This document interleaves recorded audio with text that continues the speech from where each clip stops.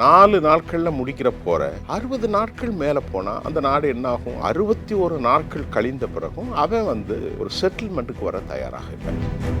இப்ப நீ மட்டும் எல்லாவற்றையும் அதிகாரம் செய்வாய். உனது கண்ட்ரோல்ல இதுவரை உலகத்தை வைத்திருந்தாய். இப்போது உலக ஒழுங்கும் உலக முறைமைகளும் உலகத்தினுடைய சட்ட திட்டங்களும் இப்போது கொஞ்சம் கொஞ்சமாக மாறுகிறது மட்டுமல்ல, அதாவது the so-called invincible force, யாராலும் வெற்றி கொள்ள முடியாத பொத்தானை அழுத்தினால் உலகம் அழிந்து போகும் என்று சொல்லிட்டு இருந்த நாடு அமெரிக்காவும் யூதர்களும் இப்போது அவர்கள் படுகொலியிலே விழுந்து விட்டார்கள்.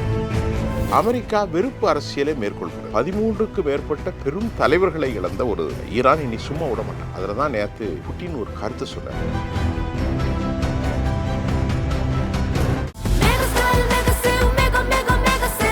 சென்னை சில்க்ஸின் mega summer sale. Aachi Masala எந்த சமையலும் ருசி தேடும் ரகசியம் 20 ரூபாய். ஐபிசி தமிழ் நேயர்களுக்கு வணக்கம். இன்னைக்கு பத்திரிகையாளர் சுஃபியான் நம்மளோட இணைஞ்சிருக்காரு. வணக்கம் சார். வணக்கம் நிதிஷ் சார், இந்த மத்திய கிழக்கு போர் இது ஒரு கட்டத்தில் முடிகிற மாதிரி இருந்தது. திரும்பவும் பார்த்தோன்னா இதை பற்றி மனது எல்லாரும் வேற ஒரு விஷயத்தை பற்றி பேசியிருக்காங்க. அதை பற்றி நம்ம பின்னாடி பேசலாம் சார். அதுக்கு முன்னாடி இங்கே பார்த்தோன்னா அப்பாஸ் அராக்சி பாகிஸ்தான் வந்தார், திரும்பி ஓமன் போனார். இந்த மத்திய கிழக்கில் இருக்கக்கூடிய அரேபிய நாடுகளோட தலைவர்களோட அவர் ஒரு பேச்சுவார்த்தை நடத்தினார். அதன் பிறகு திரும்ப பாகிஸ்தான் வந்தார். இப்போ ரஷ்யா போயிருக்காரு, அங்கே புத்தினை சந்தித்து பேசியிருக்காரு. அவர் என்ன சார் பண்ணிட்டு இருக்காரு? இது அமெரிக்கா மேலே ஏதாச்சும் அழுத்தம் கொடுக்குமா, இல்லை இந்த போரை முடிவு கொண்டு வரதுக்கான சில திட்டங்களையும் அவங்க முன் வச்சுதான் சொல்லப்படுது? என்ன திட்டங்கள் முன் வச்சிருக்காங்க? இந்த விஷயத்தில் என்ன நடந்துகிட்டு இருக்கு சார்? வெளிப்படையாக சொல்ல போனால் அமெரிக்கா சிக்கி கொண்டது, அப்படிதான் நம்ம சொல்லணும். அமெரிக்கா எப்படி சிக்கப்பட்டு கொண்டாங்கன்னா, அமெரிக்காவுக்கு இப்போ எப்படின்னா ஒரு கேவலமான ஒரு மோசமான லெவல் வந்து போச்சு.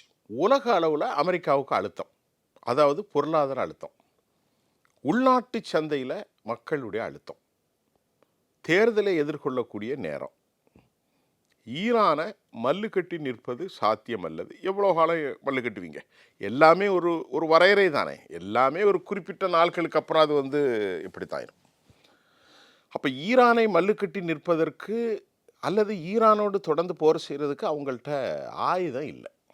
இது ஏற்கனவே டேவிட் கெய்ன் அப்படி சொல்லியிருந்தார். இப்போ இல்லை, பாம் பீச்சில் 2025 ஜூலை மாதம் இந்த போர் ஒரு குழப்பம் வருது ஈரானில். அப்போது டேவிட் கெய்ன் சொல்கிறார், அவர் முக்கூட்டு படைகளுடைய convener or supervisor or joint coordinator அப்படி வேணால் எடுத்துக்கிடுங்க. எல்லா படைகளுக்கும் பொறுப்பானவர். குடோனில் என்னென்ன சரக்கு இருக்குது என்ன மாதிரி எல்லாமே சொல்லுங்க. அவர் சொல்கிறாரு, பாம் பீச்சில் வச்சு mister president having very low arms, நம்மள்கிட்ட ரொம்ப குறைந்த அளவுக்கு தான் இருக்குது.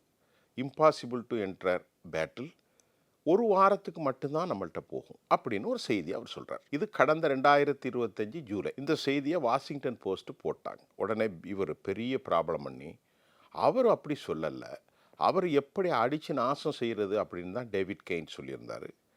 அப்படி இப்படின்னு சொல்லி கடைசியில் வாஷிங்டன் போஸ்ட் இந்த டேவிட் கெய்னுடைய அலுவலகத்தை நியூயார்க்கில் தொடர்பு கொண்டு என்ன சொன்னீங்கன்னு கேட்டால், அவர் சொன்னார், நான் ஒரு பொலிட்டீஷியன் கிடையாது. யார் டெமோக்ராட் செட்டப்பில் எலெக்டட் பண்ணியிருக்கா, தே ஷுட் ஹாவ் அவர்கள் மட்டும்தான் responsibility to revealed in every thing.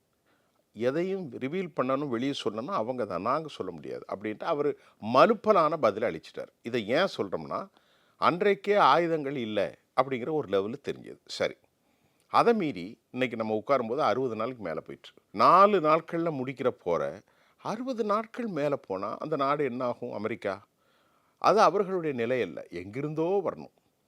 கப்பல்கள் அவ்வளவையும் கொண்டு நிறுத்தினாங்க. USS Abraham, Tripoli, Gerald R Ford, இது இன்னும் நிறைய கப்பல்கள்.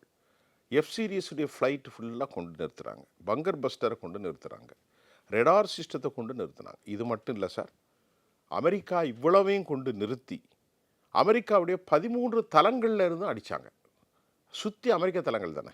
Israel, Saudi Arabia, UAE, Bahrain, கத்தர், ஜோர்டான், அப்புறமா ஓமன், குவைத், எல்லா டியூகோ கர்சியா, இவ்வளோ இடத்துல வச்சு அடித்தும் ஒரு சுண்டக்கா நாட்டை இவர்களால் வெற்றி பெற முடியல. இது உண்மை, நாம் சொல்கிறது எல்லாமே உண்மை தான். 61 நாட்கள் கழிந்த பிறகும் அவன் ஒரு செட்டில்மெண்ட்டுக்கு வர தயாராக இல்லை. அவங்க டிமாண்டு கடுமையாக இருக்குது. இப்போ நீங்கள் கேட்டீங்க என்ன சொல்கிறாங்க அப்படின்னு நீங்கள் கேட்டீங்க. பாகிஸ்தானில் first peace negotiation had been done. ஆனால் அது கொலாப்ஸ்டு, அது முடிஞ்சு போச்சு, ஆனால் கொலாப்ஸ் ஆயிட்டு. அப்போது இவங்க நெகோஷியேட்டுக்கு ஒரு 10 கருத்துக்களை வச்சாங்க. 10 பாயிண்ட்ஸ் ஆஃப் இதெல்லாம் எங்களுக்கு ஃபுல்ஃபில் பண்ணுனா நாங்கள் வந்து ரிவோக், அல்லனா நாங்கள் வி கண்டஸ்ட் பேட்டில், அதை வந்து தொடர்ந்து நாங்கள் இருப்போம். நாங்கள் வந்து வில் டேக் மோர் டைம்ஸ், இன்னும் அதிகமான நாட்களுக்கு மாதங்களுக்கு தாக்கு பிடிப்போம் அப்படின்னு சொல்லிட்டாங்க. அப்போ அமெரிக்கா என்ன சொன்னது, உன்னிட்ட கப்பற்படை இல்லை, காலி செய்து விட்டேன். உன்னிடத்தில் வான்படைகள் இல்லை, கால் செய்து விட்டேன். உன்னிடத்தில் காலாட்படைகள் இல்லை, ரேடார்ஸ் எல்லாம் சொன்னாங்க. உன்னிடத்தில் மிசைல் தொழில்நுட்பங்களை அளித்து விட்டோம், ஏவு தளங்களை அளித்து விட்டோம் என்று. ஆனால் அவர்கள் எதையெல்லாம் இல்லை இல்லை என்று சொல்லுகிற போதெல்லாம் அவர்கள் தாக்கி அமெரிக்காவையும் அவர்களுடைய நட்பு நாடுகள் அவ்வளவையும் சிறைப்பிடித்து சிறைச்சேதம் செய்து சின்ன பின்னமாக்கி விட்டார்கள். சரியா? நேற்றைக்கு வந்த 2 நாட்களுக்கு முன்பு வந்த யுஎஸ்னுடைய செய்திகளில் 13லிருந்து 15 தளங்கள் துவம்சம் செய்யப்பட்டு விட்டதாகும். இதற்காக 35 பில்லியன் யுஎஸ் டாலரை அவர்கள் செலவு செய்திருக்கிறார்கள். அப்படி சிந்தித்து பாருங்கள், எவ்வளோ பணம் போயிருக்கு. அப்போ கிட்டத்தட்ட இதற்கு மட்டும் அவர்களால் ஒரு 12-13 லட்சம் கோடியை இழந்திருக்காங்க. இன்னும் இந்த போரில் அவர்களுக்கு ஏற்பட்ட மற்ற உயிரிழப்புகள், அது மாதிரி கட்டமைப்புகளுடைய ஃபேக்கல்ட்டியுடைய losing, but it has multiple ஒரு லாஸ் அவர்களுக்கு இருக்கிறது. இப்போது முதல் பேச்சில் அவர்கள் ஜெரி குஷ்னரும் ஸ்டீவ் விட்காஃபும் ஜேடி வேன்ஸும் வந்தார்கள். ஜேடி வேன்ஸ் கொஞ்சம் ஒரு நியூட்ரலிஸ்ட் பர்சன். சரிங்க, அமெரிக்காவுடைய வைஸ் பிரசிடெண்ட் பாகிஸ்தானுக்கு வந்தபோது முதலா ஏற்றுக்கொள்ள மாட்டோம், 2வது பாயிண்ட் ஏற்றுக்கொள்ள மாட்டோம், 3வது அணு ஆயுதங்கள் கிடையாது, பணம் அதையெல்லாம். அப்போ உடனே முடிஞ்சது. இப்போ ஃபோர்ஸபிளாக இவர்கள் மறுபடி பேச்சுவார்த்தைக்கு அமெரிக்கா தான் முன்னெடுக்கிறார்கள். ஜனாதிபதி டொனால்ட் ட்ரம்ப் என்ன சொல்கிறார், பேச்சுவார்த்தைக்கு எல்லாம் நெகோசியேட் ஆயிடுச்சு, பேச்சுவார்த்தைக்கு அவங்க பாசிட்டிவாக வந்துட்டாங்க, பேச்சுவார்த்தை முடிந்து போகும், நாங்கள் போர்லேருந்து வெளியேற போகிறான்ட்டு நம்ம இந்திய பிரதமர் அவர்கள் இந்த என்னமோ ஒரு பேசுவார் இல்லையா, அதை மாதிரி அவர் ஒற்றை வரியிலே பேசி கொண்டிருக்கிறார். அப்போ அவங்க சொன்னாங்க, பாகிஸ்தானுக்கு நேற்று நீங்கள் கேட்ட அப்பாஸ் அராக்கச்சி எல்லா நாடுகளுக்கும் விஜய் செஞ்சார். பாகிஸ்தானுக்கு போனார், ஓமனுக்கு போனார், கடைசியாக ரஷ்யாவுக்கு போயிருக்கார். நம்ம ரஷ்யாவை பற்றி 2வது சொல்கிறோம், உங்களுக்கு முக்கியமான இம்பார்ட்டண்டான விஷயம். பாகிஸ்தானுக்கு போய் புன்னகையோடு அவர்களுடைய அந்த நெகோசியேஷனுக்கு தங்களுடைய டிமாண்ட் என்ன, 2 பேர் உட்கார்ந்து பேசுகிறேன்னா 2 பேரும் உங்களுடைய கோரிக்கை என்ன, என்னுடைய கோரிக்கை என்ன அப்படின்னு அவங்க பேசுவாங்க. இப்போது இவங்க என்ன பண்ணாங்க, அப்பாஸ் அராக்கச்சி அவர் தான் ஒரு எக்ஸ்டர்னல் அஃபேர்ஸ் மினிஸ்டர், ஒரு இன்டெலெக்சுவல் ஹப்பில் உள்ளவர், வெரி நைஸ் பர்சனாலிட்டி, அவர் வந்து நல்ல ஒரு ஆளுமை. இப்போ அவர் சிரித்த முகத்தோடு பாகிஸ்தானுடைய என்வேட்டை தங்கள் கோரிக்கையை கொடுத்தாங்க. அவங்க முதல்ல கொடுத்தது 3 பாயிண்ட் தான். இந்த 3ம் நீங்கள் ஃபுல்ஃபில் ஆனால் நாங்கள் பேசுவோம். முதலாவது பேரிகார்டு, அதாவது இந்த பிளாக் ஹேடை வந்து நீக்கணும். 2வது எங்களோடு முடக்கப்பட்ட பணத்தை ரிலீஸ் செஞ்சிடணும், 10 லட்சம் கோடி. 3வது இன்டர்நேஷ்னல் தடையை நீக்கணும். இந்த 3ஐயும் எங்களுக்கு ஒரு வாக்கு கொடுங்க. இந்த சொல்கிற புரியுதா? முதல்ல பிளாக் ஹேடை நீக்கியாச்சுன்னா ரன்னிங் ஆயிரும், உலகம் ஃபுல்லாக சரக்கு போக ஆயிரும், எங்களுக்கும் ஒரு லாபம் வந்துடும், முடிஞ்சு. அது நியாயமான விஷயந்தான். அதுக்கப்புறம் கூட அதை பற்றி பேசிக்கிடலாம். முதல்ல அதை எடுத்துருங்க. 2வது 10 லட்சம் கோடியை முடக்கி வச்சுருக்கீங்க, எங்கள் பணம், அதை முதல்ல ரிலீஸ் பண்ணிடுங்க. கத்தார் பேங்கில், வங்கிகளில், அது அவங்க பணம் தான், இவங்க ஒன்றும் அமெரிக்கா கொடுக்கல. 3வது உலக அளவில் எங்களுக்காக போட்டு கொண்டிருக்கக்கூடிய தடைகளை, வியாபாரம் பண்ணக்கூடாது அப்படி இப்படிலாம் நிறைய போட்டிருக்கீங்க, எல்லாத்தையும் நீங்கள் வந்து டெஸ்ட்ராய், அழிச்சிருங்க. எல்லாத்தையும் அழித்து விட்டு நாங்கள் ஒரு சுயாதீனமான சாவரின் தேசமான இறையாண்மை கொண்ட ஒரு தேசமாக நிற்பதற்கு எங்களுக்கு உதவி செய்யுங்க. அதுக்கப்புறம் நாம் நீ டிமாண்ட்லாம் இருக்குல்ல, அதை பற்றி பேசுவோம். அணு ஆயுதங்களை வைத்துக்கொள்கிறதா இல்லையா, எவ்வளவு காலம் செறிவூட்ட வேண்டும் இல்லையா, மற்ற நிறைய டிமாண்ட் இருக்குது. ஹிஸ்புல்லாவுடைய போர் சம்மந்தமாக இருக்குது, ப்ராக்சிகளுடைய உதவி சம்மந்தமாக இருக்குது, இது நிறைய விஷயம் இருக்குது. அப்படின்னு சொன்னால் அமெரிக்கா ஏற்றுக்கொள்ள மறுக்கிறார். பாகிஸ்தான் இடத்தில் கொண்டு கொடுக்குற போது இந்த 3ஐ முதல்ல செய்யப்பா, பிளாக் ஹேடை எடுத்துரு, எனக்குள்ள பணத்தை ரிலீஸ் பண்ணி விட்டுட்டு எங்கள் மேலே உள்ள தடையை நீக்கிடுங்க. அது ஒரு சரியான விஷயம் தான். அந்த 3மே உலகத்துக்கு பொருத்தமானது. பிளாக் கார்டை எடுத்துட்டா உலகத்தில் பிஸ்னஸ் போயிடும். அவன் மேலே உள்ள தடையை எடுத்துட்டான்னா அவன் வந்து ஒரு நார்மலைஸ் ஆயிடுவான், அவன் போருடைய எண்ணம் போகாது. 3வது அவனுடைய பணத்தை கேட்கலாம். 10 லட்சம் கோடியை முடக்கி வச்சுருக்கீங்க. It's near about $110 million. அப்போ இதை ரிலீஸ் பண்ணுறதுக்கு நீங்கள் இசைக்கணும். ஒரு கன்கரண்ட் இசைவு அப்படிங்கிறனா அதை கொடுத்தால் நாங்கள் we will come, will enter the peace negotiation hub, will sit together to discuss about a further negotiation. மற்றது அது ஏறக்குறைய அடுத்த கட்ட நிகழ்வுகளை குறித்து நாம் பேசலாம் அப்படின்னு அவங்க they made very clear statement பாகிஸ்தான்கிட்ட. அமெரிக்கா அதை ஏற்றுக்கொள்ள மறுக்கிறார்கள். அல்லது அமெரிக்காவுக்கு எப்பொழுது நிலைமை சிக்கல். இப்போ என்னன்னா முதலாக ஒரு முக்கியமான நிகழ்வு இதுவரை நாம் பேசியதில் இப்போது நடந்திருக்கிறது. அதாவது அப்பாஸ் அராக்சியுடைய round visited. He's visited so many countries and met them. ஒரு முக்கியமான distinct personality, eminent scholar, எல்லாரையும் அவர் மீட் பண்ணுகிறார். அவர்கள் பக்கத்தில் இன்றைக்கு இந்த விவகாரங்கள் குறித்து பேசவே கூடாது, அவனை அடித்து துவம்சம் செய்யணும்னு சொன்னவன் தான் நேட்டோ, பிரான்ஸு, இத்தாலி, எல்லா நாடுகளும். இப்போது அவர்கள் கூட இறங்கி வந்து இந்த ஜலசந்தியை திறந்து விட வேண்டும். அது பொதுவாக இன்டர்நேஷ்னல் வே கெனால், அதாவது அந்த இதனது அந்த குறுகிய நீரிணை, மற்ற விஷயங்கள் நம்ம பேசலாம் அப்படிங்கிற மாதிரி வந்துட்டாங்க. அதாவது உங்கள் மேலே இருக்கக்கூடிய எல்லா விதமான பேரிகார்டு, அப்டக்கிள், எல்லா தடைகளையும் தடுமாற்றங்கள் கூடிய எல்லாவற்றையும் எடுக்கிறதுக்கு நம்ம நெகோசியேட் பண்ணுவோம் அப்படிங்கிற மாதிரி அவங்க சொல்கிறாங்க. இப்போ அதுதானே முக்கியம். ஒரு பேச்சுவார்த்தை என்பது என்ன? ரெண்டு பேரும் சமமான தீர்வுகள் கொடுக்கப்படணும். ஜஸ்டிஸ் ஃபார் ஆல், அனைவருக்குமான நீதி. இப்போ நீ மட்டும் எல்லாவற்றையும் அதிகாரம் செய்வாய், உனது கண்ட்ரோலில் இதுவரை உலகத்தை வைத்திருந்தாய். இப்போது உலக ஒழுங்கும் உலக முறைமைகளும் உலகத்தினுடைய சட்ட திட்டங்களும் இப்போது கொஞ்சம் கொஞ்சமாக மாறுகிறது மட்டுமல்ல, இனி இன்எவிட்டபிள் சிச்சுவேஷன், தவிர்க்க முடியாத ஒரு சூழல் டு பி அப்பியர். அதாவது த சோகால் இன்வின்சிபிள் ஃபோர்ஸ், யாராலும் வெற்றி கொள்ள முடியாத பொத்தானை அழுத்தினால் உலகம் அழிந்து போகுன்னு சொல்லிட்டு இருந்த நாடு அமெரிக்காவும் யூதர்களும். இப்போது அவர்கள் படுகொலியிலே விழுந்து விட்டார்கள். நல்லா கவனித்துக் கொள்ளுங்கள். இதற்கு இடையில் அப்பாஸ் அராக்சி நேற்று ரஷ்யாவுக்கு சென்றார். ரஷ்யாவில் புட்டினை சந்தித்தார். ரஷ்யா முதலாக டிஸ்க்ளோஸ் டு த மீடியா, வெளிப்படையாக அவர்கள் என்ன சொன்னாங்க? லெபேரோவ், அவர் யார்? ரஷ்யாவினுடைய வெளிவிவகாரத்துறை அமைச்சர்.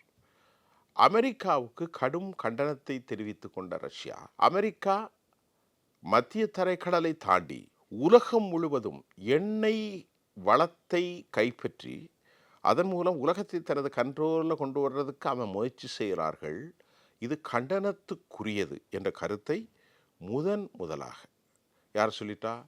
ரஷ்யாவுடைய வெளிவிவகாரத்துறை அமைச்சர் செர்வி லவோரா ரொம்ப தெளிவாக சொல்லிட்டார். இதுவரைக்கும் அவர்கள் வெளிப்படையாக பேசாவிட்டாலும் அமெரிக்காவுடைய ஏகாதிபத்தியத்தையும் அமெரிக்காவுடைய நாடுபிடிக்கும் கொள்ளை ஆசையும் எண்ணெய் வள கொள்ளைகளையும் ரஷ்யா அஃபீஷியல் அனௌன்ஸ்மெண்ட், அதாவது இது என்ன சொல்லியிருக்காங்க ரஷ்யான்னா, ஒவ்வொரு நாடுகளையும் தன் கையில் வைப்பதற்குத்தான் அவர்கள் வெனிசுலா நிக்கோலஸ் மடூரா அரஸ்ட், அந்த நாட்டுடைய வளத்தை திருடினார்கள். அவர்களோடு புறமுதுகி காட்டி ஓடாமல் பின் வாயிலாக உள்ளே பூந்து அவர்களை கைது செய்து அந்த சின்ன தேசத்தை நீங்கள் தன் வளையத்துக்குள் கொண்டு வந்த விளைவு என்ன? அமெரிக்காவுக்கு போட்டியாளராக இருக்கும் சீனாவுக்கு வரக்கூடிய கிட்டத்தட்ட நாள் ஒன்றுக்கு 9 லட்சம் பேரல்களை தடை செய்தீர்கள். அதன் விளைவாக தனக்கு போட்டியாளராக பொருளாதார வல்லமை கொண்ட தேசமாக வந்துவிடக்கூடாது என்பதற்கு முதல் செக்கை வச்சிங்க. யாரோடு? வெனிசுலாவில். கியூபாவில் போய் பிடல் கேஸ்ட்ரோ இருக்கும் வரைக்கும் அவன் செஞ்ச வித்தியாசம் இல்லை. இப்போ உள்ளே போய் அவன் ரெடியாக இருக்கான் கியூபா. அதே மாதிரி மூன்றாவது வடகொரியாவில் கை வைக்க முடியாது, வடகொரியா அடித்து தொலைச்சி விடும். இப்போ ஈரானுக்குள்ளே வந்து இவன் ஒருத்தந்தான் ஷியா தலைமை. ரஷ்யா சொன்னதை நான் சொல்கிறேன், இவர்களையும் க்ளோஸ் செய்துட்டு நாம் சரியாக வேணும் என்று ரஷ்யா இவர்கள் விளைக்கிறார்கள். அது ஒருபோதும் நடக்காது, அமெரிக்கா இந்த முயற்சியை கைவிட வேண்டும் என்று ரஷ்யா சொல்லிட்டு, இப்போ உலக ஒழுங்கும் உலக மாண்புகளும் மாறிக்கொண்டிருப்பது தான் தற்போதைய நிலை. இப்போ அமெரிக்கா வந்து ரொம்ப மௌன மூட்டில் இருக்குது. இதுக்கு இடையில ரஷ்யா வந்து நேற்று ஒரு அக்ரிமெண்ட்டை போட்டிருக்கு. யாரோடு? ஈரானோடு. இந்த அக்ரிமெண்ட்டு ஆண்டுக்கு புதுப்பிக்கப்பட்டு கொண்டே இருக்கும். அதாவது இது ஒரு நீண்ட கால அக்ரிமெண்ட். ஏற்கனவே மசூஸ் பெசஸ்கியான், பிரசிடென்ட் ஆஃப் ஈரான், அவர் வந்து முன்னாள் தலைவர் ஆயத்துல்லா கமெனி இருக்கின்ற போதே இந்த அக்ரிமெண்ட்டை போட்டார். இந்த அக்ரிமெண்ட்டில் இவங்க ரஷ்யாவோடு ரொம்ப தாயும் பிள்ளையுமாக பழகிறார்கள். உக்ரைனுடைய போரில் பெரும் பகுதியான வெற்றிக்கு இவர்கள் காரணம் என்பதை நான் இந்த அமர்விலே பேசியிருக்கிறேன். அதற்கு ரஷ்யா இதுவரை விழிப்புறமாக இருந்த ரஷ்யா இப்பொழுது நேற்று முன்தினம் ட்ரோன்கள் மற்றும் மிசைல்கள் தொழில்நுட்பங்கள் எல்லாவற்றையும் தொடர்ந்து அதாவது டெக்னாலஜி பேஸ் ட்ரோன்கள், தொழில்நுட்பங்கள், ரெடார் சிஸ்டங்கள், சேட்டலைட் கம்யூனிகேஷன் எக்ஸெட்ரா எல்லாவற்றையும் நாங்கள் நீண்டகால அக்ரிமெண்ட் அடிப்படையில் நாங்கள் பகிர்ந்து கொள்ள போகிறோம். ஏற்கனவே 20 வருஷம் அக்ரிமெண்ட் போட்டாங்க. இப்போ புதிய அக்ரிமெண்ட் என்னென்னா புதுசாக எக்ஸ்சேஞ்ச் ஆஃபர் மாதிரி எதெல்லாம் நாங்கள் கண்டுபிடிக்கிறோமோ அது எல்லாத்தையும் யாருக்கு தருவோம்? ஈரான் கொடுப்போம் அப்படிங்கிறத ரொம்ப கிளியர். ஏன்னா இதில் வந்து அமெரிக்கா ஒன்றும் செய்ய முடியாது. ஏன்னா பாவப்பட்ட ஒரு 22,000 சதுர கிலோமீட்டர் காசா மக்களை கொலை செய்வதற்கு அமெரிக்க ஆயுதங்களை கொடுத்தார்கள். எவ்வளோ கொடுத்தீங்க? 900 கார்கோ விமானங்களில் 150 140 கண்டெய்னர் ஏர்ஷிப் இவ்வளோத்தையும் கொடுத்து ஒரு மக்கள் சமூகத்தை அழிச்சியே. அது எவ்வளோ பெரிய மகா பாவம். அங்கே ரெபல்ஸ் தான், அவர்கள் பெரிய ஆர்மிலாம் கிடையாது, ஒன்றும் கிடையாது, துப்பாக்கி தான் வச்சுருப்பாங்க. யார்? இந்த ஹமாஸ். அவர்களை அழிப்பதற்கு நீ கொடுக்கிற போது உலகத்தில் உன்னை விட பெரிய கலாச்சாரம், உன்னை விட பெரிய நாகரிகம், ஒரு பெரிய சிவிலைஸ்டு கல்ச்சர், ஒரு பெரிய மத இனக்குழு, அவர்களை அழிப்பதற்கு நீங்கள் முயற்சி செய்கிற போது இது இப்போ உலகத்தில் இப்போ பெரிய பேசப்பட பொருள். மங்கோலியர்கள் வந்திருக்கிற போது கூட இந்த மாதிரி ஒரு வார்த்தையை பயன்படுத்தவில்லை. கன்கார்டட், எல்லா நாடுகளும் நாடு பிடிக்கும் உண்டு, ஆனால் யாரும் ஒரு தேசத்தை நாகரிகத்தை அழிப்போம் என்று சொல்லவில்லை. இப்போ அந்த குரல்கள் மத்திய கிழக்கில் வருது. நீங்கள் என்ன நாசத்தை அழிக்கப் போகிறீர்கள்? இஸ்லாம் கலாச்சாரத்தை அழிப்பதற்குத்தான் அமெரிக்கா மக்களை தூண்டுகின்றது. அமெரிக்கா வெறுப்பு அரசியலை மேற்கொள்கிறது என்பதுதான் இன்றைக்கு வந்திருக்கிறது.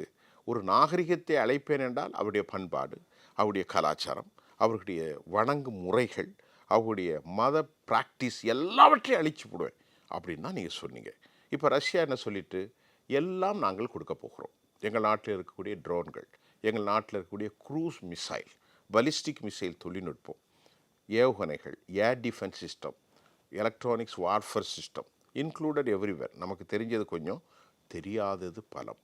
தொழில்நுட்பத்தை நாங்கள் கொடுக்க போகிறோம் என்று இன்னைக்கு பலமாக நிற்கிறார்கள், இன்னும் பெரிய பலமாக இருக்கிறார்கள். அவர்களுக்கு புரிந்து விட்டது அமெரிக்காவின் சரக்கு என்னென்னலாம் இருக்குன்னு. புரியுதா உங்களுக்கு? இனி அமெரிக்காவிடத்தில் இருக்கிற சரக்கு அணுகுண்டு மட்டும்தான். அணுகுண்டை வீசினால் உலகம் என்ன நடக்கும்னு உங்களுக்கு தெரியும். சீனாவும் நன்கு புரிந்து கொண்டது.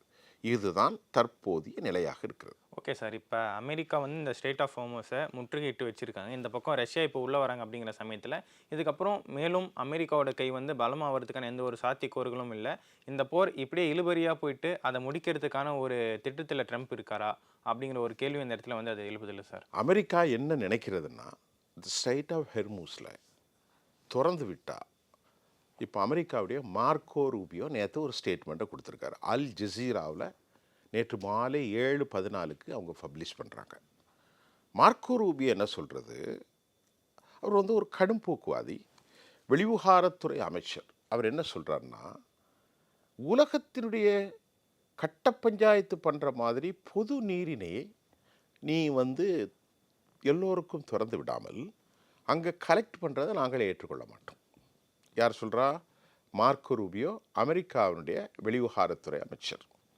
அதனால் அதை நாங்கள் ஒரு முடிவுக்கு கொண்டு வரும் வரைக்கும் பிளாக் ஹேட் தொடக்கும் அப்படிங்கிறத அவர் சொல்கிறார். அப்படி என்றால் கடும் போக்குவாதியான மார்க்கோ ரூபியோ, பீட் ஹெட்செட் மற்றும் அமெரிக்க அதிபர் டொனால்ட் ட்ரம்ப், இந்த 3 பேரும் என்ன முடிவில் இருக்காங்க அப்படின்னு சொன்னால், எந்த நிலையிலும் நாம் அந்த பகுதியில் வல்லாதிக்க நிலையில் ஒரு பிராந்திய வல்லரசாக மாறிவிடக்கூடாது. ஏன்னா அவர்களுக்கு இப்போ அமெரிக்காவுக்கு பெரும் சிக்கல் என்னவென்றால், பக்கத்தில் இருந்த அழைக்கக்கூடிய தொலைவில் தான் 3 பேர் இருக்கான். கஷ்மீர் வளைகுடாவை பற்றி உங்களுக்கு தெரியும். அது ஒரு கடல் சங்கமிக்கக்கூடிய ஒரு நீரிணை. ஒரு பக்கம் அந்த பக்கம் ரஷ்யா, இந்த பக்கம் ஈரான். உங்களுக்கு சொல்லியிருக்கேன், துர்கமிஸ்தான், கஜகஸ்தான், அசர்பைசான். இதுக்குள்ளே யாரும் வர முடியாதா? அப்போ அங்கேருந்து சரக்கு போட்டால் நேர் ரஷ்யாவுக்கு வந்துடும். இந்த பக்கம் ட்ரெயினில் வடகொரியாவிலேருந்து சரக்கு எங்கே வருது? சீனாவுக்கு வருது. அங்கேருந்து இங்கே வந்துட்டு எல்லாமே பக்கத்தில் தானே இருக்காங்க. ஆப்கான் பார்டரை பிரிச்சுட்டு இருக்காங்க. ஆப்கான் யாரோடு? ஈரானோடு. ஒரு பக்கம் பாகிஸ்தான். இப்போ சீனாவுக்கு ரொம்ப வசதியாக போச்சு. சீனா ஆப்கானிஸ்தானோடு ரொம்ப க்ளோஸ், பாகிஸ்தானோட ரொம்ப க்ளோஸ். சரி, பாகிஸ்தானோட அமெரிக்காவுக்கு எதிராக பாகிஸ்தான் எல்லா வேலையும் செய்வான். அமெரிக்காவோடு பேசிக்கிட்டே ஆயுதங்களை கடத்தி இங்கேயும் கொண்டு கொடுப்பான். அவன் ஒரு கூலிப்படை. அவன் நாட்டில் எந்த பொருளும் இல்லை. இப்பொழுது உலகத்திலே அமெரிக்காவுக்கு ரொம்ப லாயல் பர்சனாக, அமெரிக்காவினுடைய தெய்வீக தன்மை கொண்ட தலைவர்களாக பாகிஸ்தான் தான் இருக்கான். ஏன்னா இவனை யாரும் மதிக்கலை. சரி, இப்போ மார்க்கோ ரூபியா என்ன நினைக்கிறாருன்னா, இவரை விட்டால் நமக்கு ரொம்ப சிக்கல். ஏன்னா மத்திய கிழக்கில் இருக்கக்கூடிய இனி எல்லா நாடுகளும் அப்படியே புட்டு புட்டாக போயிடும். 100 வருஷத்துக்கு மேலே ஆதிக்கம் செலுத்திய நாடுகள். 1930களுக்கு மேலே தான் பெட்ரோல் கண்டுபிடிக்கப்படுது. ஈரானில், ஈராக்கில். அன்றைக்கு வெளிநாட்டு கம்பெனிகளான ஈஸ்ட் இந்தியன் கம்பெனி இந்தியாவுக்கு வந்த மாதிரி அவர்கள் பெட்ரோல் இதை கண்டுபிடிச்சாங்க. 1970 அமெரிக்கா இன்னைக்கு ஒரு பெரும் பொருளாதார மண்டலமாக மாறுவதற்கு இந்த பெட்ரோல் வேட்டு. Saudi Arabia, United Arab Emirates, அதாவது அபுதாபி, குவைத்திட எண்ணெய் வயல்கள், பஹ்ரைன், இப்படி ஜோர்டான், எல்லா நாடுகளையும் தனது கண்ட்ரோலில் கொண்டு வந்தான். கத்தர், உலகத்தில் 90% இருக்கக்கூடிய இயற்கை வாயு கத்தரில் தான் இருக்குது. கத்தர் ஒரு அழகான நாடு, ரொம்ப செழிப்பான நாடு. அவர்கள் அனைவருக்கும் பாதுகாப்பு காவல் தெய்வங்களாக இவன் இருந்து கொண்டான், வாட்ச்மேனாக. அவரிடத்தில் எண்ணெய்களை பெற்றுக்கொள்வது, அவரிடத்தில் போர் தளவாடங்களை விற்பது, விற்றுவிட்டது மட்டுமல்ல, யாரும் பயன்படுத்தக்கூடாது, ஆனால் எனக்கு பணம் கொடுத்து விடுங்கள். உங்களுக்கு புரியுதா? அவர்கள் அனைவரும் அவர்களுடைய நாடு தான் அமெரிக்காவுடைய நாடு. இப்படி பெரிய செழிப்பாதுச்சு. டீடாலரைசேஷன் கோட்பாடு வரும்போது இவனை நசுக்கிட்டான், எல்லாத்தையும் கொண்டு. இப்போது அந்த பிராந்தியத்தில் இவ்வளவு அடி வாங்கி இவ்வளவு சீரழிவுகளையும் 13க்கு மேற்பட்ட பெரும் தலைவர்களை இழந்த ஒரு ஈரான் இனி சும்மா விட மாட்டாங்க. அவர்களுக்குள் பெரிய ஒரு இது இருக்கும். அதில் தான் நேற்று புட்டின் ஒரு கருத்தை சொன்னார். நேற்று வந்த செய்தி ரொம்ப கரேஜ்ஃபுல், ரொம்ப தைரியமான, கடைசி வரைக்கும் விட்டு கொடுக்காத ஈரான் மக்களுக்கு ஒரு சல்யூட். இதுவரைக்கும் அவர்களுக்குள்ளே எந்த பிரச்சனையும் இல்லை. உளவாளிகளை நிறைய பேரை கொலை செஞ்சுட்டாங்க. பிரதான உறவாளிகளையும் தூக்கிலிட்டுக்கிட்டே வராங்க. இப்போ முஜிதபா கமேனியுடைய உடல் நலம் குறித்து பல சர்ச்சைகள் நேற்று எழுந்திருக்கிறார். அவர் உயிரோடு இருக்காரா இல்லையான்னு நேற்று வந்துச்சு. ஏன்னு கேட்டால், ஈரானுடைய இஸ்லாமிய விவகாரம் இந்த ஹிந்து மதத்தினுடைய அனுஷ்டானங்களை போன்று இறந்து போன தலைவர்களுக்கெல்லாம் ஒரு மரியாதை கொடுப்பார்கள், அஞ்சலி செலுத்துவது. அந்த நடவடிக்கையில் கோமினி ஏற்கனவே IRGC ஃபவுண்டர், அது மாதிரி அயத்துல்லா கமேனி இப்பொழுது இறந்தாரே அவருடைய படங்கள், இப்படி எல்லார் படத்தையும் போட்டிருக்கிறார்கள். அதில் முஜித்தபா கமேனி படமும் இருக்கிறது. உங்களுக்கு ஒரு சந்தேகம் வரும். ஏனால் 28 பிப்ரவரியில் பயங்கர தாக்குதல், 30க்கும் மேற்பட்ட ஏவுகணை தாக்கும்போது இவருக்கு பெரும் சேதம் ஏற்பட்டிருக்கும். முதலாவது மரணம், 2வது உருக்குலைந்து போன உடல்கள், 3வது கோமா ஸ்டேஜ், 4வது மிகப்பெரிய உடல் உபாதைகள். இப்படிப்பட்ட கட்டத்தில் தான் அவர் இருக்கணும். ஆனால் அவரை பற்றி வெளிப்படையான எந்த கருத்தையும் IRGC தெரிவிக்க மறுக்கிறது. ஆக நேற்று நமக்கு கிடைச்ச தகவல், அந்த படத்தை நான் பார்த்தேன் வீடியோவில். அதில் மேல் பக்கமாக வலது ஓரமாக மேல் இறந்து போன தலைவர்களின் ஒரு பக்கம் முஜித்தபா கமேனியுடைய படம் இருக்கிறது. அப்போ நமக்கு என்ன டவுட் வருது? முஜித்தபா கமேனி மரணித்து விட்டாரா, அல்லது இந்த இறந்து போன தலைவர்களுக்கு மத்தியில் இவரை போட்டிருக்கிறது, இவரும் இப்பொழுது இருக்கிற நாள் அந்த கொமேனியுடைய வாரிசாக போட்டிருக்கிறார்களா என்கின்ற சந்தேகம். We would have a kind of the different perception. நம்ம எக்ஸாக்டாக ப்ரிடிக்ட் பண்ண முடியல, நமக்குள் பல வேதங்கள் இருக்குது. அப்போ அவர் ஒரு பக்கம் இருந்தாலும் இப்போது முழுமையாக ஆதிக்கத்தை யார் எடுத்திருக்கிறா? IRGC எடுத்து விட்டது.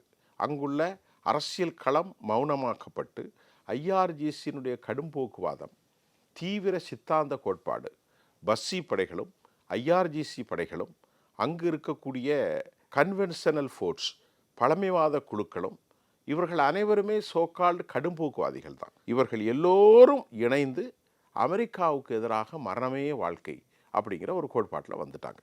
இப்போ அமெரிக்காவுக்கு இப்போ இதையெல்லாம் இழக்க வேண்டுமே, இவன் பிராந்திய வல்லரசாக மாறிவிட்டால், யார்? ஈரான் பிராந்திய வல்லரசாக மாறிவிட்டால். இப்பொழுதே குரல்கள் வந்துவிட்டதே. அன்னைக்கு ஒரு குரல் வந்துச்சு, நீங்கள் கேட்டிருப்பீங்களே, அப்துல்லா என்று சொல்லக்கூடிய ஒரு முக்கியமான eminent distinct personality Khalik Abdullah என்ன சொல்கிறார் யூஏயிலிருந்து? அமெரிக்கா இனி எங்களுக்கு தேவையில்லை, நாங்கள் பட்ட கஷ்டங்களுக்கு அமெரிக்கா எங்களுக்கு உதவில்லை, இனி எங்களுக்கு என்ன அமெரிக்கா தேவை என்ற குரல்கள் அமெரிக்காவில் இருந்தல்ல, யுஏஇலிருந்து வந்தது. இதெல்லாம் அமெரிக்காவுக்கு பயங்கர வினை. ஏனென்றால் இவர்களில் டெபாசிட் பல ட்ரில்லியன் டாலர். சவுதி அரேபியா, கத்தர், அது மட்டும் இல்லை, வட்டி பணமே அங்கே பல லட்சம் கோடி. இங்கு வரக்கூடிய கிறிஸ்தவ மிஷன்களுக்கெல்லாம் அந்த பணத்தில் நிறைய பணங்கள் வருவதாகவும் தகவல்கள் உண்டு. ஏராளமான வட்டி பணம், ட்ரில்லியன் டாலர் அங்கே இன்வெஸ்ட் பண்ணியிருக்காங்க. யார்? அரபுகள். ட்ரில்லியன் டாலர்ஸ் சொன்னால் 1 லட்சம் கோடி இல்லை, 400 லட்சம் கோடி, 500 லட்சம் கோடி, 1000 லட்சம் கோடி. இது இன்னைக்கு நேரத்தில் எல்லாம் அவர்களுடைய பிஸ்னஸில் உள்ள அனைத்து டிரான்சாக்ஷன் எல்லாமே எங்கே போகுது? அமெரிக்கா வங்கிகளில் தான் போகுது. அப்போ இப்படிப்பட்ட ஒரு பிராந்தியம் இந்தியா மாதிரி கிடையாது சார். அவங்க அவ்வளோ இன்வெஸ்ட்மெண்ட், எவ்வளோ பெரிய நாடு, அதை இலக்க அமெரிக்கா எப்படி சம்மதிப்பான்? இப்போ அமெரிக்காட்ட இவனை அடித்து க்ளோஸ் செய்வதற்கு ஆயுதங்கள் இல்லை. இப்போ ஈரான் சொல்லுது, எந்த எல்லைக்கும் நாங்கள் தயாராக இருக்கிறோம், போரிட தயாராக இருக்கிறோம். இப்போது இந்த இடைப்பட்ட 2 வாரம் சொன்னாங்க இல்லையா, இப்போ டு பி எக்ஸ்டெண்ட், என்னது இன்டெஃபினெட். அமெரிக்கா இப்போ போட்டிருக்கல, இப்போ காலவரையற்ற போர் நிறுத்தம். இந்த காலவரையற்ற போர் நிறுத்தத்தில் நேற்று ஒரு இமேஜ் ஒன்று வந்துச்சு, அதை நான் பார்த்தேன். கற்கு தீவில் லோட் ஆகிட்டுருக்கு சரக்கு. அப்போ எப்படி போகுது? சீனாவுக்கு போய்கிட்டு தான் இருக்கோ அப்படிங்கிற ஒரு சந்தேகத்தையும் நமக்கு வளைக்குது. இல்லை அமெரிக்கா கண்டும் காணாமலும் விட்டு கொண்டு இருக்கிறானா, இனி போர் செய்தால் நமக்கு சிக்கல், இப்படியே இல்லை பல கூத்து நடக்கும். நமக்கு வர்ற செய்திகள் எல்லாம் உண்மை கிடையாது. இல்லை உண்மை கிடையாது, உண்மைதான். ஆனால் அதில் மறைக்கப்பட்ட செய்திகள் நமக்கு வர்றதில்லை. இப்போ அதில் கொஞ்சம் செய்தி வருது, மீதி செய்தி வராது. அப்போ அமெரிக்காவுக்கும் இவர்களுக்கு இல்லை ஒரு அண்டர்ஸ்டாண்டிங்கில், சரிடா நாங்கள் நிற்கிற மாதிரி நிற்கிறோம், சரக்கு போனால் போகட்டு அப்படின்னு போகுதா? கற்களை லோட் பண்ணுறாங்க, அது எங்கே போகுது? கப்பல்களில் ஏற்றுறாங்க, அது எங்கே போகுது அப்படிங்கிற ஒரு கேள்வி நமக்கு எழுமில்லவா? இப்படி பல கேள்விகள், பல புரிதல்கள், பலவிதமான டிஸ்சென்சிட்டிவேஷன் டு பி அப்பியர், கருத்து மாற்றம். இப்போ அமெரிக்காவுக்கு போர் செய்வதற்கு ஆயுதங்கள் இல்லை, ஆயுதங்கள் கிடையாது. இப்போ தான் ஃபோர்டு கம்பெனிலையும் எம்ஜி கம்பெனியை அந்த மாதிரி கார் கம்பெனி எல்லாம் கூப்பிட்டு, இதை நான் சொன்னேன்னு நினைத்தில்ல, இதையெல்லாம் அவர்கள் கொடுக்கிறார்கள். இது எந்த காலம் செய்து, எந்த காலம் எந்த காலம் போர் செய்வாய். இப்பொழுது நேற்று தான் உலகத்தை திரும்பி பார்க்கக்கூடிய ஒரு விவகாரத்தை ரஷ்யா தெரிவித்திருக்கிறது. புதுசா மிசைல்ஸ் நாங்கள் சப்ளை பண்ண போகிறோம், ட்ரோன்களை சப்ளை செய்ய போகிறோம். எங்களுக்கு அவங்க எக்ஸ்சேஞ்ச் ஆஃபர் கொடுக்குறாங்க, ரஷ்யாவும் ஈரானும். ஈரான் இந்த ஷாஹினில் ரொம்ப வல்லமையானவர்கள். அது மட்டும் இல்லாமல் அடுத்த கட்ட ரிவேர்ஸ் இன்ஜினியரிங்கில் ரொம்ப டாப் மோஸ்ட் குவாலிட்டி. அவர்கள்ட்ட J-10 விமானங்கள் இருக்கிறது, பழைய விமானங்கள் இருக்கிறது. இப்போது கூட நேற்று வந்த ஒரு தகவல், அவர்களிடத்திலே வான்படைகளும் உஷாராக இருக்கிறது. இதில் பலவிதமான கோட்பாட்டில் ஒரு கோட்பாட்டை நான் உங்களுக்கு சொல்ல தகுதியானவன். கடந்த 20 ஆண்டுகளுக்கு மேல் மழையே கிடையாது எங்கே? ஈரானில். ஏன் இவ்வளோ பெரிய வளர்ச்சி அப்படின்னு பார்த்தா, இப்போ மழை பயங்கரமாக பெய்யுது. இதற்கு உண்மை காரணத்தை ஆய்வு செய்கிறார்கள். கத்தரில் வைத்திருக்கக்கூடிய ஏர் டிஃபென்ஸ் ரேடார் சிஸ்டம் இருக்கு இல்லையா, இந்த ரேடாரின் மூலம் குவைத், கத்தர் எல்லாவற்றின் மூலம் மலைகளை நாட்டு மழை இல்லை, மழை பொழிவதை, மேகங்கள் கூடுவதை இவர்கள் ரேடாரின் மூலம் கலைத்து விட்டிருப்பதாகவும். யார்? அமெரிக்கா. இதுவரை இதெல்லாம் யாருக்காவது தெரியுமா? இதெல்லாம் நடக்குமா? சாத்தியமா? ஒரு பெரிய லாஸை கொண்டு, பெரிய வறட்சி. இப்போது இந்த 13க்கும் மேற்பட்ட தலங்களில் எல்லாவற்றையும் அடித்து விட்டார்கள் அல்லவா? யார்? ஈரான். இப்பொழுது மழை நன்கு பொழிகிறது. கூடி வந்த மேகங்களில் சில விஷயங்களை கலைத்து விடுவதற்கெல்லாம் அமெரிக்கா எல்லா கூத்தும் செஞ்சுருக்கான். அவனை ஒன்றுமே இல்லாமல் ஆக்கி, அவன் நாட்டை வறுமையிலாக்கி, அவனை சாப்பாடு இல்லாமல் ஆக்கி, அவனது தலைவர்களை கொலை செய்து இத்தனை அநியாயம் செய்திருக்கிறார்கள். இதெல்லாம் உண்மை. இதெல்லாம் ஒரு அத்தன்டிசிட்டியான ஒரு ஆதாரபூர்வமான நிகழ்வு. இத்தனை அநியாயங்களை செய்தப்பறம் இனி அவர்கள் எப்படி பொறுத்து கொள்வார்கள்? இப்போது அவர்களுடைய ஹேண்டு உயர்ந்துட்டு, யார் சொல்லியிருக்கா? நியூயார்க் டைம்ஸ் சொல்லியிருக்கிறது, வால் ஸ்ட்ரீட் ஜேர்னல் சொல்லுது, வாஷிங்டன் போஸ்ட் சொல்லுது, பிபிசி சொல்லுது, ஜெசீரா அப்படியே சப்பத்தாலம் போடுது. இருந்தாலும் அமெரிக்கா இப்போ நெகோசியேஷனுக்கு வந்து தான் ஆக வேண்டும். அதை விட்டால் அவர்களுக்கு வழி இல்லை. எவ்வளவு காலம் பிளாக் ஹெட் போடுவாங்க? எவ்வளவு காலம் எண்ணெய்கள் போக முடியதை தடுக்க முடியும்? அமெரிக்காவில் பெரும் பிரச்சனை வந்துடும். இப்போது 27 வயதுக்கு உள்ளப்பட்ட 70% பேர் அமெரிக்க இளைஞர்கள், அவர்களுக்கு ஹோலோகாஸ்ட்லாம் தெரியாது, இந்த நாட்டின் சேதாரத்திற்கு அனைத்து காரணமும் யூத தான் அப்படின்னு சொல்லக்கூடிய அளவுக்கு நிலைமை மாறி டு பி எக்ஸ்டெண்ட் லெவல், பெரிய லெவலில் போயிட்டு. ஏன்னா யூதர்களுக்கு எதிரான மனநிலை அமெரிக்காவில் ரொம்ப பெருசாயிட்டு. நம்ம சும்மா இருந்தவனை கொண்டு ஊதி கெடுத்தான ஆண்டின மாதிரி, சங்க ஊதி கெடுத்த ஆண்டி மாதிரி நம்ம நாட்டை இவ்வளவு சிக்கலில் கொண்டு விட்டதுக்கு மூல காரணம் யூதர்கள்.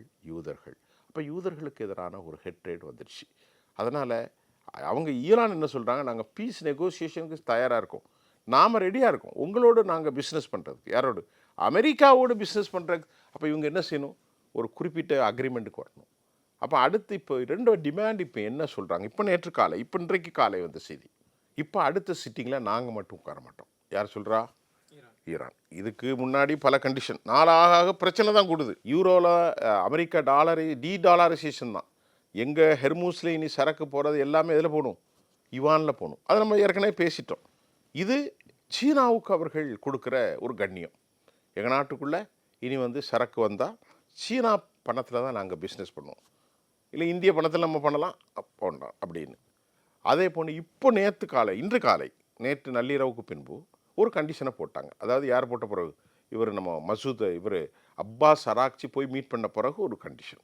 என்ன கண்டிஷன்னா, நெகோசியேஷன் டேபிளில் யார் இருக்கிறாங்களோ இல்லையோ, நாங்கள் மட்டும் இனி வரமாட்டோம்பா, எங்களோடு யார் வரணும்? ரஷ்யா வரும்.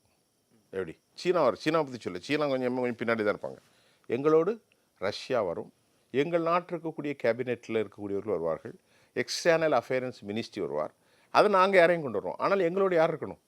ரஷ்யா இருக்கணும் அப்படின்னு சொல்லிட்டாங்கன்னா, ரஷ்யாவுக்கும் ஈரானுக்கும் உள்ள புரிதல், அவர்களுக்குள்ள நட்பு, அவர்களுக்குடைய கோஆர்டினேஷன், இந்த வாரில் அமெரிக்காவுக்கு எதிராக ரஷ்ய மக்களை புட்டின் புகழாரம் சூட்டியது அவர்களுடைய கரேஜ், அவர்களுடைய தைரியத்தையும் உயிரிழப்புகளாம் மீறி அவர்கள் நிற்பதை அவர்கள் பாராட்டியிருப்பது அமெரிக்காவுக்கு பெரும் கலக்கத்தை ஏற்படுத்தியிருக்கு.